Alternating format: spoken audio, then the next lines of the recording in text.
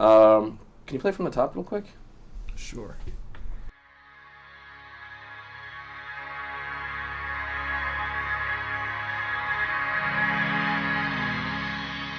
A group of organized fans came to me because they were upset. They were unhappy that this show hasn't gotten its final day in the sun because there's still a small part of the story that needs to be told.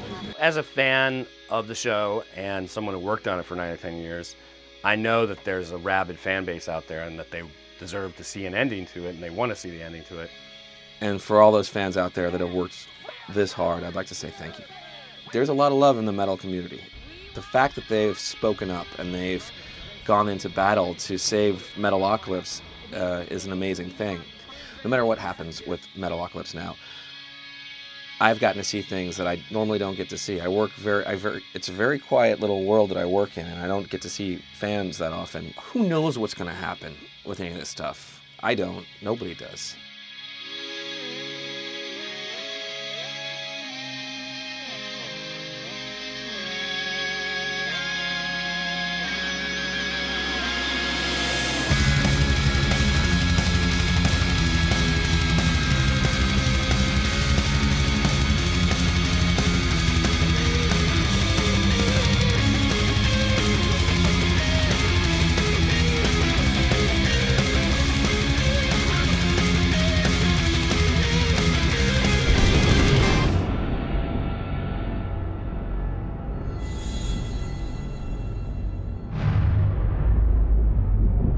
How does music turn into a whole piece?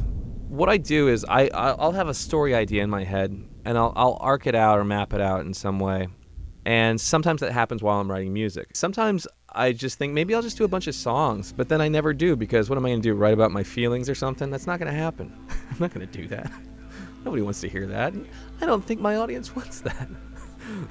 But what I'll do is start treating it like how I would outline a season of TV. That's what it's going to be. I'm going to call it Galaktikon. I don't know why, it just came to me, and I thought it sounded like Hollywood Babylon.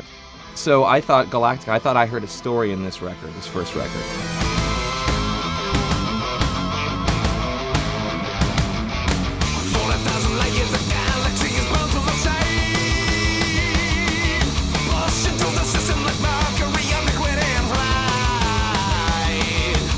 What I wanted to do is I wanted to have this outlet to kind of do something a little bit more melodic. I had a bunch of songs basically that weren't necessarily Death Clock songs. On the first Death Clock record, I didn't play bass at all. On the second one, I played on one song only, on the Gears.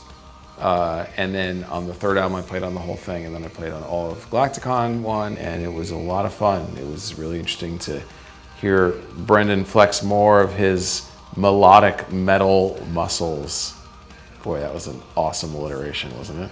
So I did that first one. I really enjoyed making it, and I liked the way it turned out. And I thought, you know, I've already established this thing. I'm gonna come back to it, and I'm gonna put a record together. And I thought it was time to put another heavy album together. The last record I did was the Doomstar Requiem, which was a 52-minute rock opera of solid music with no breaks whatsoever. I just thought, I'm not gonna do any dialogue. I'm just gonna sing the whole way through. I'm gonna have people singing. I'm gonna have a whole huge thing.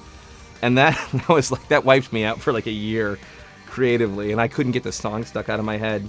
It was just, it was a big long thing, and it happened really fast, and I got a 50-piece orchestra to play with me, and it was the coolest thing in the world. And I thought, I'm done. What other thing? I get to do everything I want to do. And then I just started writing riffs, and I would collect them in my iPhone, and I just hold on to them, and I thought, that's a cool idea. This is a cool idea. Next thing I know, I'm in this room, and I've got a ton of ideas, and I figured it's time to make a record. And I thought, I've got Galaktikon, but I think this record's gonna be a little bit heavier.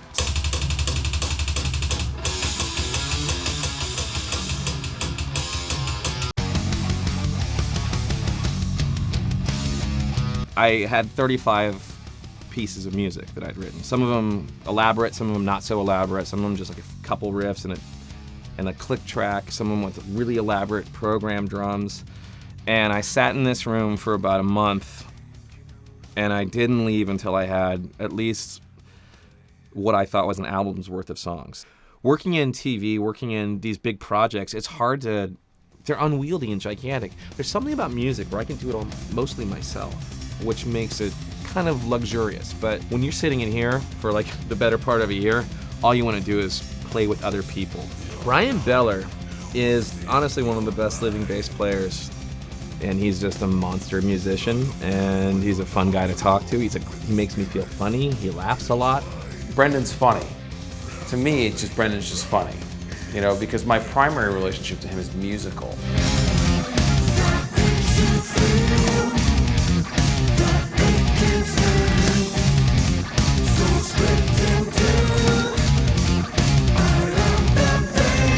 You know, metal is one of those genres that has a tendency to take itself quite seriously. And the great thing about anybody with a comedy background, and especially Brendon, is that there's like always winking and nodding, right? There's always like, it's like, hey, you know, this is, you know, you're in on a joke here. Second half of this, right? I'm just a plan there. Blah, blah, blah, blah. I had Gene for maybe 4 days, maybe he gave me a fifth. Section. Okay, here we go. Let's warm up. Gene was just finished with Rapping Young Lad, which is an amazing project with Devin Townsend. He was kind of looking for something to do. I heard about that. I was looking for a drummer because everything I'd done on the TV show at that time was programmed, and it was poorly programmed. I give him what I want, and if he's, and you know, I usually run it past him first, like, hey, I'm thinking about doing this, and he pretty much gives me carte blanche. You know, he knows that I can do my job better than he can. I program all the drums and all this stuff long before Gene gets here, and I kind of get used to the sound of the drums that I program, and they're really good drum samples I use. I use like the best stuff they have. And the second he sits down on a kit and starts playing over the stuff that I've gotten married to for the last, like, you know, year that I've been kind of writing this record, I realize exactly why I went through the trouble of getting him over here, because he makes stuff sound immediately better, and he cares, like all the stuff I'm not asking him to do, he's doing it because he thinks the song needs it and he cares about the song. That's why he's Gene Hoglan. I'll get the basic template in demo form, and then I'll zhuzh it up to where it's like this, and he'll be like, that's better than what I came up with, so let's go with that. You know, I mean, I know a lot of really great drummers, but Gene is Gene because he cares about the music, and he hears something new, he goes to bed, he listens to the rough cuts of the, you know, it's like a guy going home and watching dailies, and you know, and going, I'm gonna redo this whole scene, and we've got this allotted time that he scheduled this, so that the last day would be days where he could clean up some parts or do something different, or he has a new musical take, or he hears the riff differently. It's like, make yourself irreplaceable in more ways than just the playing. That's why I put him on every single record I've ever made. You know, drummers, they're all the maniacs and the weirdos and the psychos and the Keith Moons and all that, the big partiers, and I'm none of that, you know. I used to be.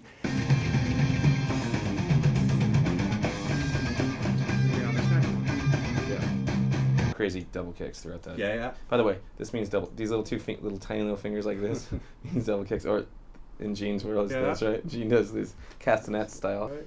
We gotta get you some castanets. Next record. Next record. Not that he doesn't give me any. He gives me lots of input, but he gives me so little input as opposed to like what other guys could do, that I'm constantly asking him his input. Like, hey, is this good? Is this something you want? Is this, you know, am I going in the right direction? Because I am finding the drum patterns as we go on a lot of this stuff. And he's usually like, sounds great, or, you know, let's change the snare, you know, let's not do the snare where that, you know, it's minor direction, but it's important and obviously very valid. So I take all of it. So I wanted real drums, and I also wanted a guy that can record drums, because I can record guitars and vocals all day long, but I don't know how to do drums. So I heard about Ulrich Wild, who had done all this great stuff, from Pantera, from like Static X to Prong to like just tons of stuff and things that are not metal at all. I met him at a Starbucks in Los Feliz, and we sat and talked about it, and our philosophies kind of matched up, and I thought, okay, you're hired. When you're working with a guy, an engineer or a co-producer or a mixer, you're logging lots of hours together. Lots and lots and lots of hours, so you've got to be hopefully not obnoxious. And if anyone's gonna be obnoxious on a project that I'm financing, it's better than me. Yeah, he's been with me on every single thing I've done as far as records. So Death Album 1, Death Album 2, Death Album 3, GALAKTIKON 1, the Doomstar Requiem, and Galaktikon II. So he's been with me, and he knows what I want, and he knows how I like it. And so I can just go, hey, do the thing I like, and he'll go, okay.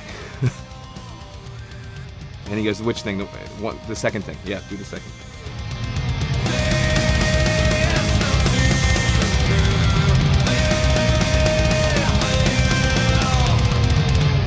What I wanted Galaktikon II to be was basically all bets are off. I get to do whatever I want. So I get to get as heavy as I want. I get to get as melodic as I want. But still under the umbrella of heavy metal, hard rock. All of Brendon's Brendonosity is being summoned and called into play with this. So, you know, you've got some of the stuff that inspired the original Death Clock vibe and material, and then you've got the more melodic stuff that inspired Galaktikon, and then there's some, you know, influences that he's exploring that are new and just coming to the fore. Well, here's what I think of all musicians that are worth anything, is that they're a combination of their influences, that they're ripping off and funneling through the coffee filter that is their body and brain. And that's what I am. Brendon has a sound that kind of, I mean, before there's Galaktikon, before there's Death Clock, there's just Brendon Small. So the sound of the music that comes out of him, that's what this sounds like. Everyone's got their guilty pleasures, and I made a decision over a decade ago that I'm not going to have any guilty pleasures. Everything that I care about is going to be important to me, and that's what this record is as well. So I've got moments where in my mind I'm thinking about Billy Joel.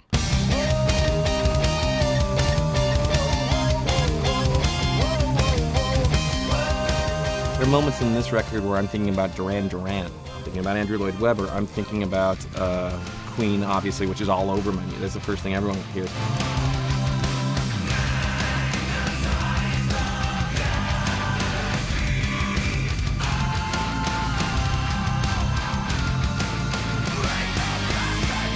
Queen, Metallica, Anthrax. There's a song where I got influenced by Anthrax.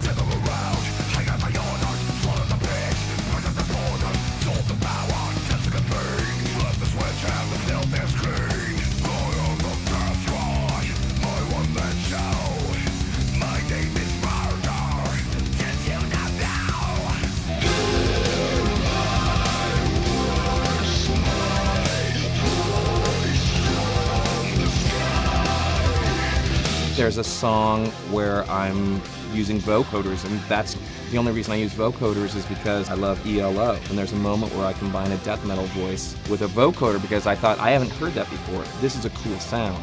Well, after doing Death Clock for so long, once you start putting melodic vocals on top of riffs that come from the same place, it's me writing riffs that I think are interesting. I kind of use a little bit of that on a song called Could This Be the End?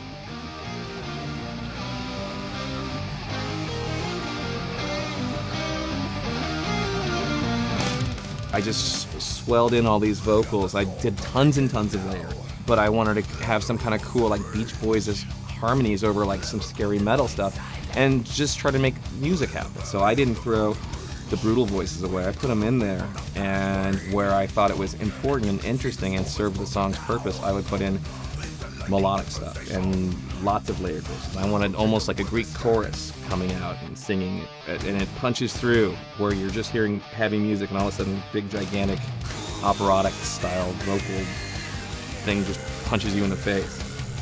There's a whole story that's unfolding in this thing, and it's got a lot of cool things. That's what the sound is, I guess. It's heavy music with lots of influences that I haven't heard people use in metal. This dog is listening to a lot of heavy metal. I think, look, first of all, I'm a music dork. I'm a music nerd. I went to music school, and I studied pretty much everything but heavy metal, because they don't really teach metal. I mean, there were a couple really great teachers who were guitar players who were like, you can't escape metal. You have to, like, talk about it and understand it. I took some classes at music school about, advanced prog rock concepts where we talk about King Crimson and Gentle Giant and shit like that, like just cool, awesome shit that you never thought you'd be getting college credit to talk about. And then meanwhile, I was kind of a closet shredder, so I'd literally go into a practice room that's the size and shape of a closet. I'd close the door and lock it and sit on the ground with my amp and at a whisper volume practice all my Yngwie Malmsteen licks and all my shred and all my Eddie Van Halen and all my, Dream Theater and all the nerdy stuff that was just for me. And And I thought, I'll never use this. This will never be a part of my life. And then thank God, through comedy, I ended up finding a way to kind of rediscover all that stuff. Metal's important because it can do something that other genres of music can't do. It can get aggressive. It can get badass. There's a lot of music that's not going to be badass ever. And it can get really dramatic. And it can get very moody if it wants to. It can have as many peaks and valleys as it wants to. It can have a lot of dynamic range, even though your guitars are up to 11 and your drums are in full volume and everything's mic'd and people are screaming. You can still get a dynamic range throughout that stuff. And that's kind of what this record is. So it's basically all of my influences from the 70s, from the 80s and 90s. And anything that I heard, I get to use on this record. Brendon's Brendonosity, he uses the phrase, high stakes. And you can kind of feel that in the music. There's something at stake. And you feel like you've been, transported to this place where it's just like suddenly everything is like very heavy and gothic, and it's like, and you're on some kind of very meaningful journey, even though you're not quite sure maybe what it is. I get to be as dramatic as Andrew Lloyd Webber gets to be. And I'm not joking, there is a moment on this record. Gene brought up this one part of a song. And he goes, "This reminds me of this one moment in Evita." And I go, yes. And I'm sure there are tons of metal guys out there that got into Jesus Christ Superstar or Evita. In this case, it was Evita. It's pretty nerdy and it's pretty dorky, and that's what this record is, basically. All bets are off. It's coming out with Epiphone this time, and it's really good. We plugged it in, it sounded really good, right, Sounds Ulrich? good, yeah. It's made out of real snow. It's made out of real snow. This is how I think Freddie King would play. He put his hand through. It looks good that way. Oh yeah, this is another trick. People always ask me, why do you have white tape on your guitars? And it usually means I've been hanging out with him. And this, there's an extra ringing behind the bridge. It sounds like someone's playing a very high piano. It makes my guitar look like it's like an old boxer, It's got tape on his nose or some shit like that.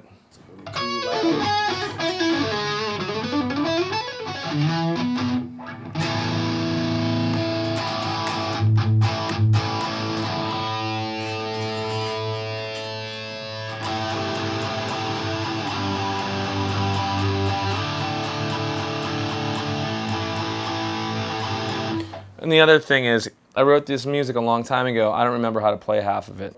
So we'll go section by section, and then I gotta learn the other parts as they come, because I forgot how to play them all. Ready? Yeah, let's go. So here we go. We're actually recording.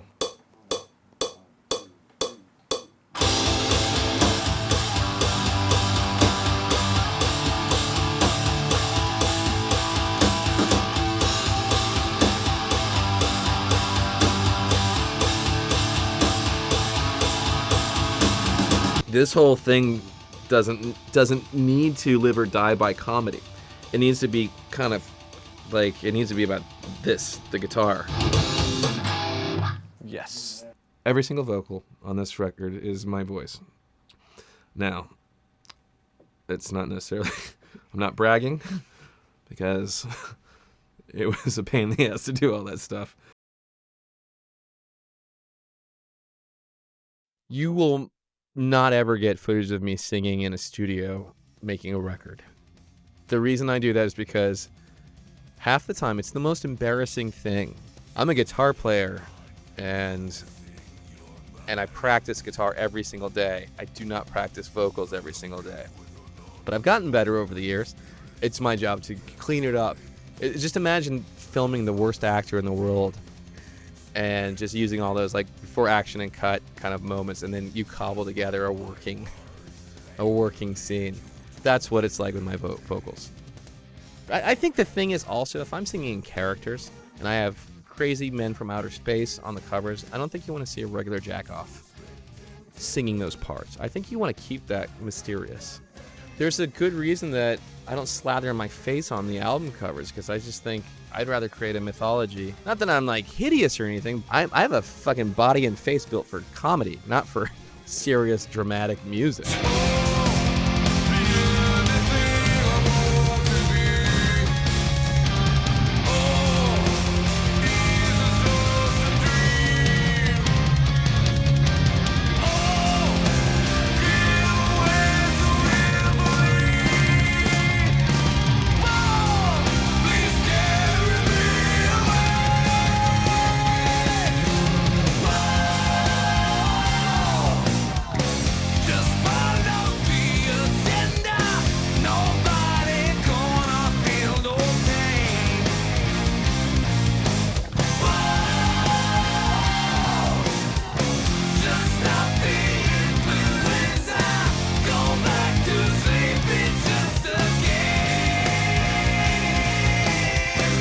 2017 is the 10-year anniversary of the first Death album. There are some things, I wouldn't be able to name any specifics, but there are some things I do try to retain only in the Death Clock world, in the Galaktikon world, and try not to let, those I keep over there. The joke is that, it's metal, but it's, not necessarily a quote-unquote real band. The punchline is that the music is really great, regardless. That's the punchline, So, in a sense, the joke is backwards, right? For some reason, this thing is totally different.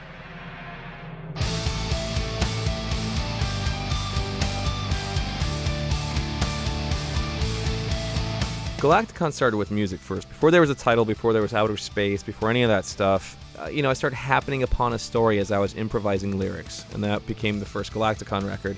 As Galaktikon II happened, I just started thinking art-wise and world-wise, and how can I expand what I did from the first record? I would like much more to be able to see it, because it's not a TV show first. I'm still in the place where I get to tell you what it is. Even though there's so much thought and hours put into this project, it can be so much bigger than anything else that I have done.